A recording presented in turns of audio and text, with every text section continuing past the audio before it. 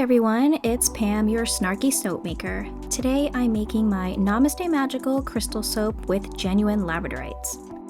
This is part of my core line, so I'll be using my slab mold today, which is typically my batch size. So this will get me about 60 bars of soap once I'm done. Oh, I bought a new mic, so let me know how this video sounds. I love this fragrance, which is part of why it's in my core line, but it's also a great seller.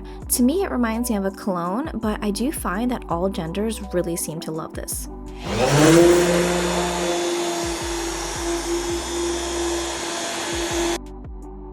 This commercial blender was such a great investment. And it must say do something, but it's a voiceover, and the guy goes, "Fuck!" You know what I'm talking about? I haven't seen that. I've never seen that. Really? No, I haven't seen that. It's so old.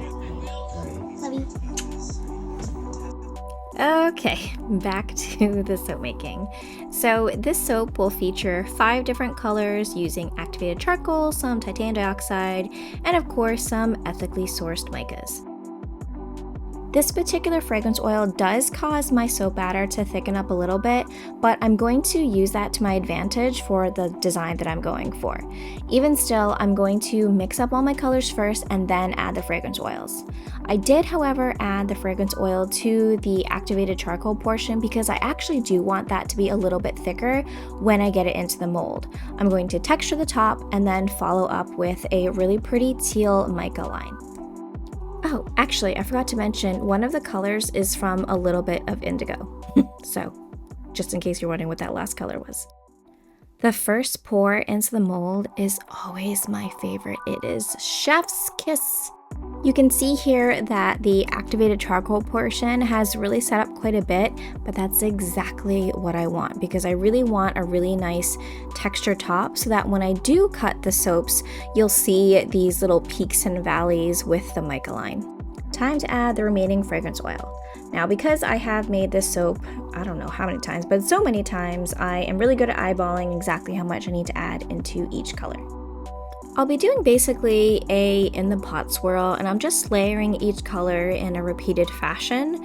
And then as I pour it into the mold, it creates this really pretty, I don't know, like watercolor swirly effect that I really enjoy. Every crystal soap that I carry is always fully inspired by whatever crystal that I'm working with. So the color palette, the design, even the fragrance notes, I really try to match that up with whatever the crystal properties are. Disclaimer, any info I give you about crystal meanings and properties is strictly just for educational purposes and general knowledge. You don't have to believe in crystals, use these soaps. You can just enjoy them because they're pretty, just like we enjoy wearing pretty jewelry, putting art in our walls, or listening to music. So that's why you're seeing these purples and blue colors in the soap design. And that's to mimic the different kinds of flash that you'll often see associated with labradorite. So the blue flash, purple flash. To really tie in the flash you see on labradorite, I of course had to go in with my pearlescent blue mica. The sheen that it gives exactly mimics labradorite, at least to me. I just eyeball it when I'm placing the crystals. Sometimes I'll use a ruler just to make sure that I'm going in a straight line, but just like with most of my life, I wing it. Watching it back, this isn't too shabby. These actually look like they're pretty evenly spaced out and they're straight. Yeah!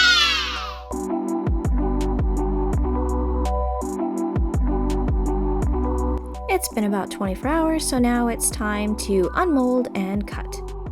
This part is so satisfying for me. There's something about the fact that all of this just started into a melted puddle of oils and butters, and then the next day I have solid bars of soap. That science will never ever cease to amaze me. I think it's the coolest thing.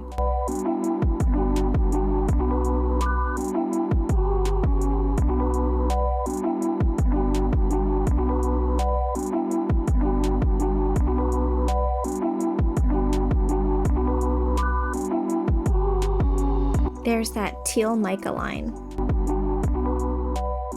Because of my measurements, I always have a little skinny slab left over, but I eventually end up cutting those into little samples that I put in your orders.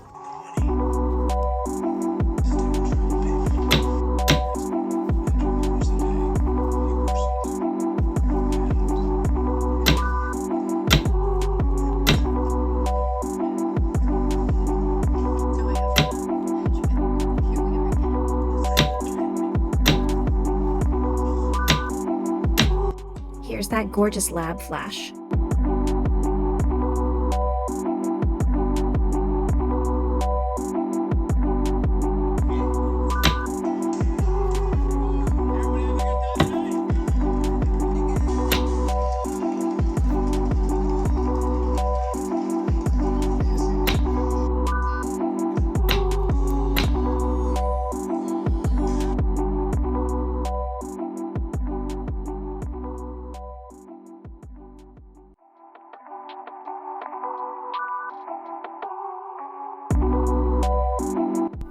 I know this part is a lengthy process, and some soap makers don't like doing this because they think it's wasted soap, whatever. I personally feel that it makes the bar soap just more comfortable to hold and to use, especially those first few uses, because those edges sometimes can feel a little bit sharp. I also like that for me, it just makes the bar look really finished and professional, and that's why I choose to do it. Also, any scraps that I have, they do not go to waste. I donate a lot of my scraps and extra soaps to Eco Soap Bank. The last thing I like to do is hand stamp each bar of soap with my business name. I feel like it just finishes the bar and also adds a little extra marketing. And also no one then can steal my photos, because that actually does happen in the small business community. I hope you enjoyed watching this soap making video, and if you haven't already, make sure you like and subscribe and all the fun things, because I have more stuff planned for my channel.